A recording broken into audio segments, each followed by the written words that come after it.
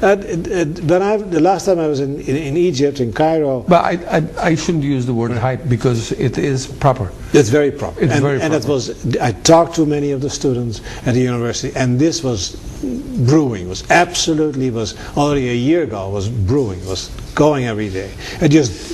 We didn't give it any attention. The magnifying glass of the media was on something else. Of course, yes. Yeah, we didn't look at it. And then suddenly it erupted, and now we're looking at it.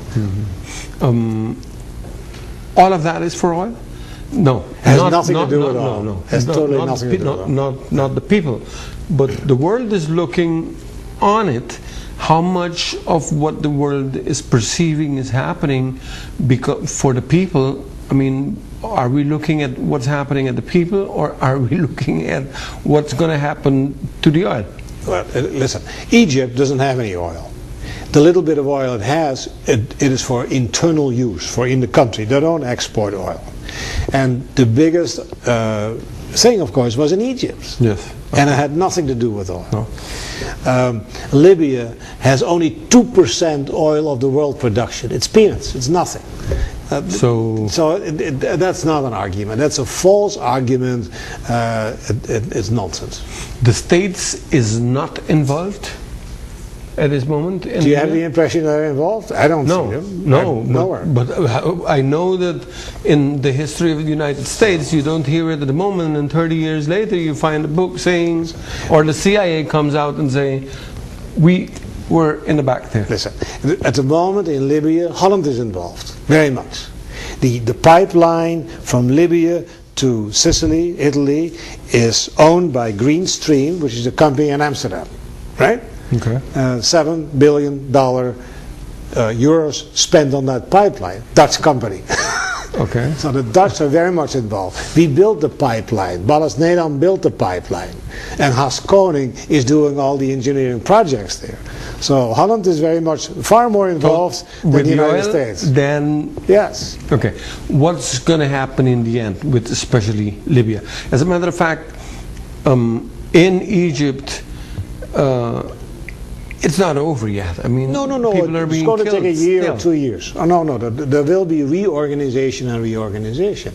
But then Egypt is a relatively easy country because it only has two cities, Alexandria and Cairo. Those are the big centers of population. And then, of course, you have Aswan and a few more cities, but it's very concentrated in a couple of cities along the Nile River. Okay. And the industry in Egypt is tourism. 13 million tourists per year. That's the number one industry. There's nothing else. See? 30 million? No, 13 million. Okay. Roughly 1 million tourists per month. Okay. And that's the number one industry. The largest industry in Egypt is tourism. Okay. Okay, but then now in Libya, it's stagnated. Gaddafi says even if Gaddafi is able to regain some power, he lost his authority in the world. He won't be able to deal with anybody. And oil is something you need to sell worldwide. He only has one product, and that product doesn't pump anymore. Of course, yes. And almost, 50,000 foreign workers. I mean, imagine the entire oil industry in Libya is done by foreigners. Evacuated, right? Yes, and they're no longer there. No. So he can no longer function. No. So it may take long or short, but it's not sustainable. It's over. Okay, France took the initiative of recognizing the opposition in Libya. Right. Will this be followed by more countries? Well, listen, France is always first. France was the first one to recognize the independence of the United States, right? Yes, of course, yes. And so I applaud France. Very, very, very good. But everybody's saying the same thing. But France is the only one that took the initiative. That did it, and they have the guts to do it, and they have the tradition to do it. Power to the people. Yeah. Is this a strategy that they do it first and then other countries, or just it's a premeditated? It happened that way. They're eager to do it, and I think most of Europe will follow. Absolutely, and the United States will have to follow. The people in Libya send envoys to talk to the world. Yes. They're ailing, they're suffering, they're dying. Yes. And they're asking for help. Yes. Is this help going to get to them? Well, at the moment, you see all the big battleships in front of the coast of Libya. The Americans are there, the British are there, the French are there, the Dutch are there. There's almost 100 battleships in front of the coast. And they already give a lot of humanitarian aid. By plane, by helicopter, so there's enormous effort going on already. And I wouldn't be surprised if very soon NATO will start to arm the rebels, give them arms and help them. Well, Russia started that out by saying that they were losing something like $3 billion in arms sale to Libya. Yes. And Why so would they say something like that? Listen, the media likes to have sensational effects, of course. No, that's okay, what but you're saying it may not journalist. be true that they said it? It may be true, maybe it may not be true, but I think that's a little detail that is blown out of proportion. Okay. What we see is a revolution of the people. The people are sick and tired of having a dictator who steals every money from them, right? Mm-hmm. And we see a popular uprising. And that is very encouraging. Okay, this is happening now in the north of Africa. Yes. There are more countries with the same situation. Well, in the Islamic world, we have 22 countries. 22 Islamic countries in North Africa and the Middle East. And a lot of those countries have the same structure. They have some form of dictatorship and a small, close to elite, and the elite is making the money. And they're getting very rich, and all the people are very poor. Yes. And that system is not sustainable.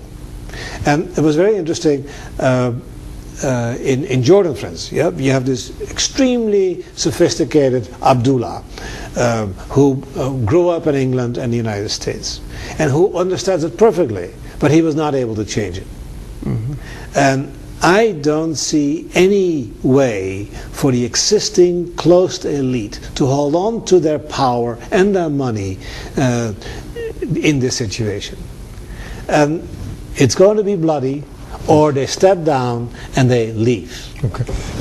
Rachel Maddows of MSNBC is something very important. She said Egypt is not a poor country. No, it's not a poor country. The people are poor. The people are, and the distributional wealth is horrible. Okay. Yet the masses have nothing, and there's a very small, super rich elite.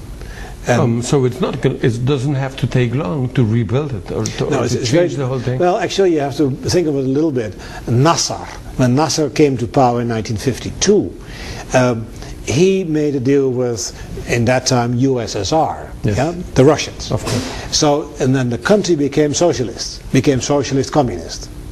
And then Nasser, of course, he was poisoned, so he died, and Sadat came, and he went away, he kicked out the Russians. And suddenly, he had a socialist communist country without any property laws. And he had to convert it into a free enterprise market country. And what he did, he took a small military elite and gave them the power and said, at a later date, once we make money, we give it back to the people. And of course they never did that. Never happened.